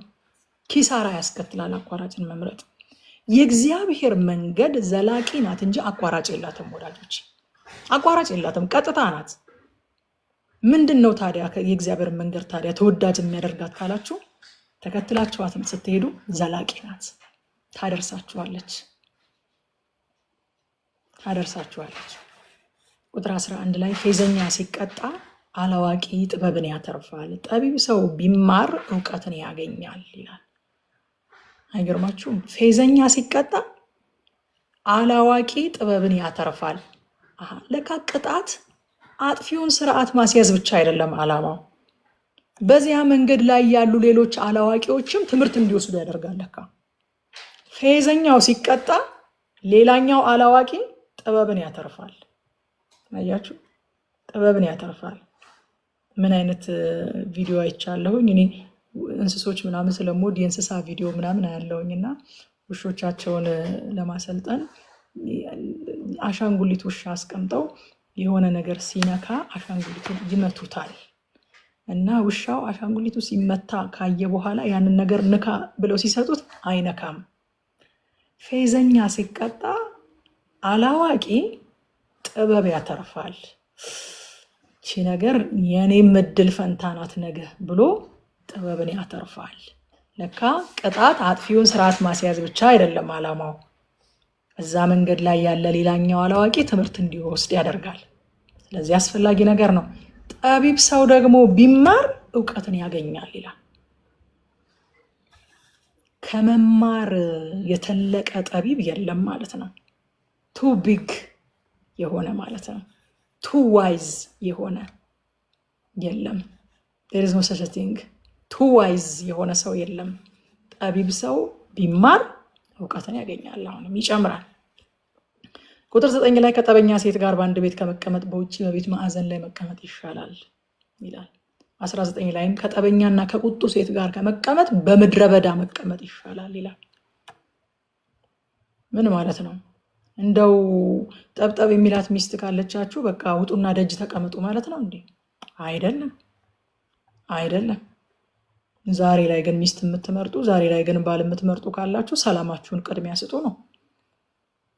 ሰላም የሚነሳ ባል፣ ሰላም የምትነሳ ሚስት፣ ሰላም የሚያደፈርሱ ባል ወይንም ሚስትን ስለሌላ ነገር ብላችሁ በሰላማችሁ ዋጋ አትምረጧቸው ለማለት ነው።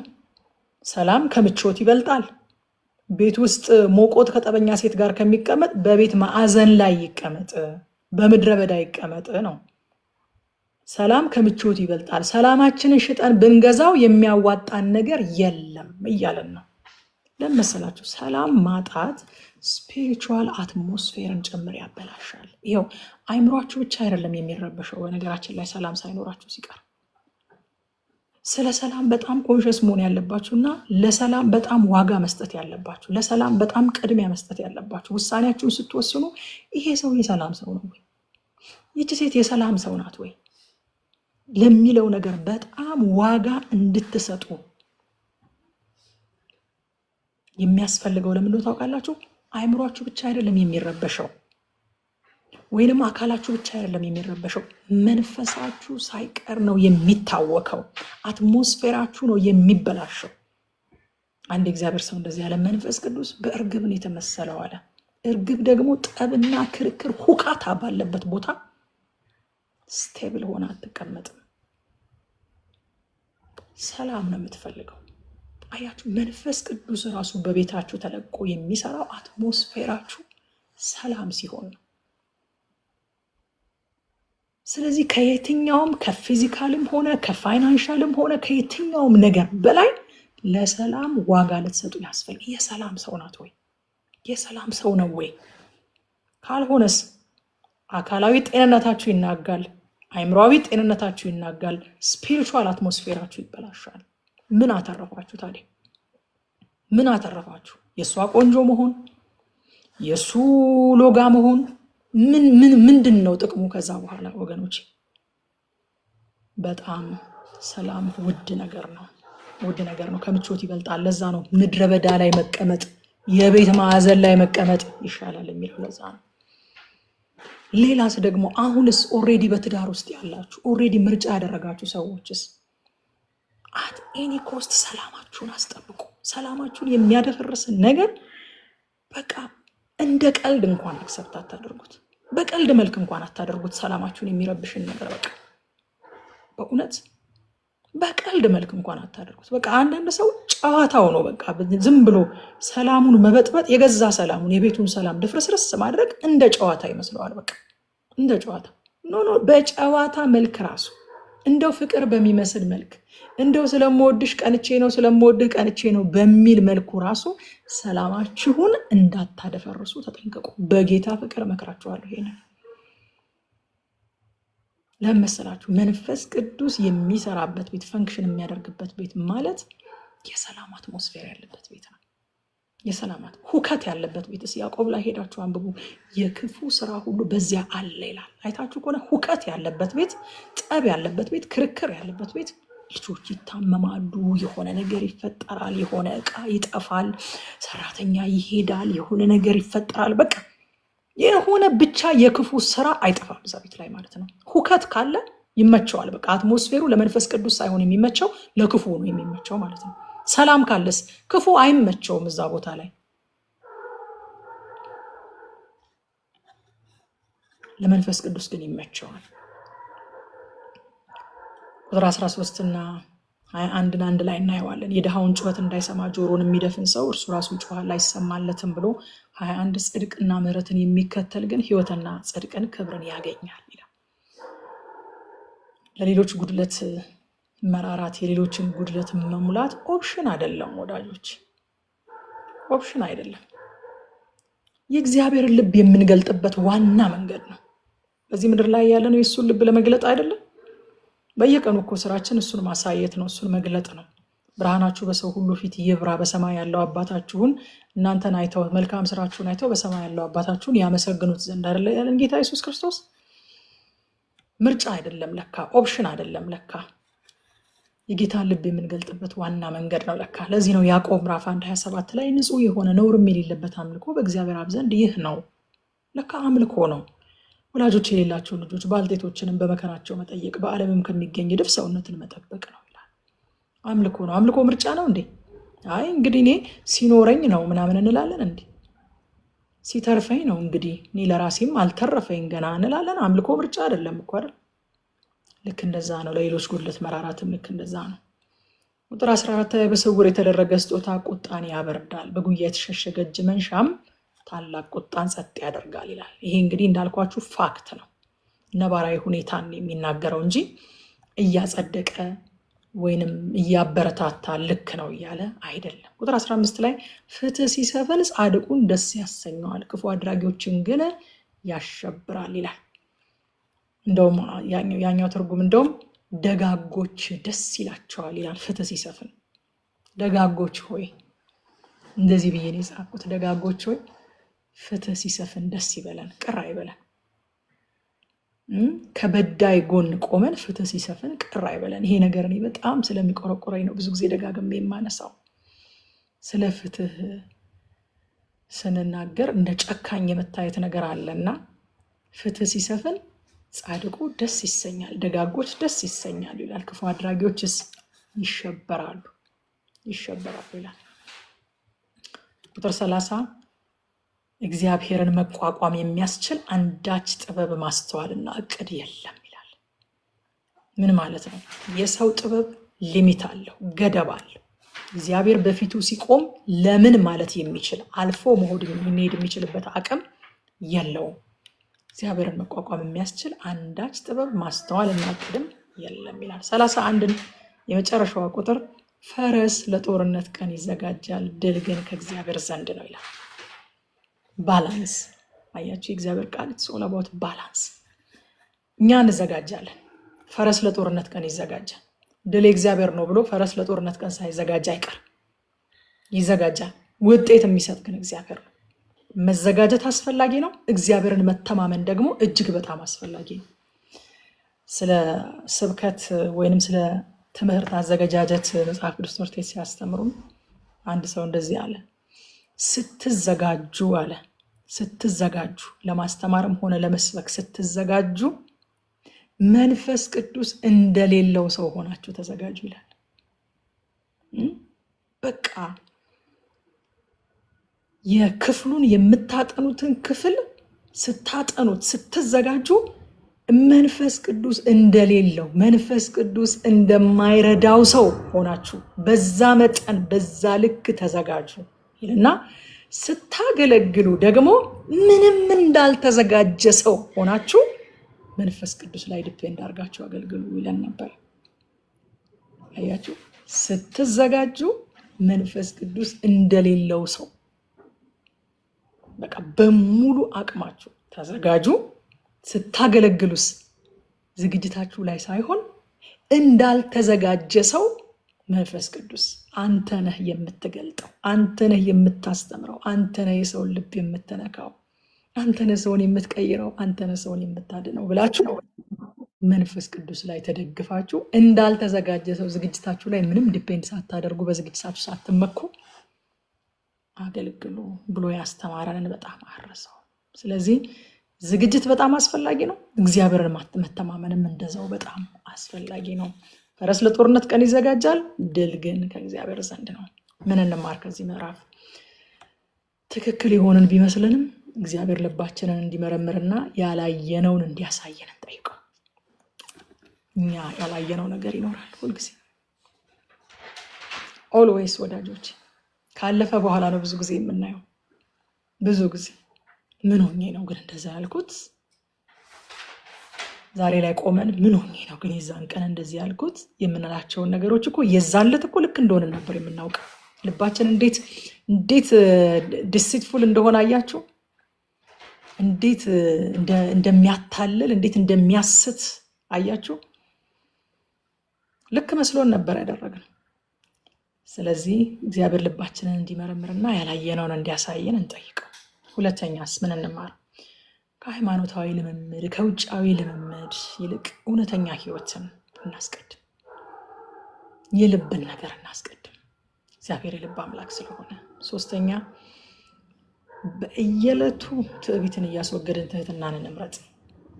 ወገኖቼ በቃ እኔ ትሁት ነኝ፣ ትዕቢት የሚባል ነገር አያቀኝም ብለን ወስነን የምንቀመጠው ነገር ሳይሆን ኤቭሪዴይ በእያንዳንዱ ውሳኔያችን፣ በእያንዳንዱ ከሰዎች ጋር ባለን ግንኙነት፣ በእያንዳንዱ ነገሮችን በምንመዝንበት መንገድ፣ ነገሮችን በምናይበት መንገድ ትዕቢትን ኖ እያልን ትህትናን እየመረጥን ልንሄድ ያስፈልጋል። በየቀኑ የምንመርጠው ነገር ነው ትህትና።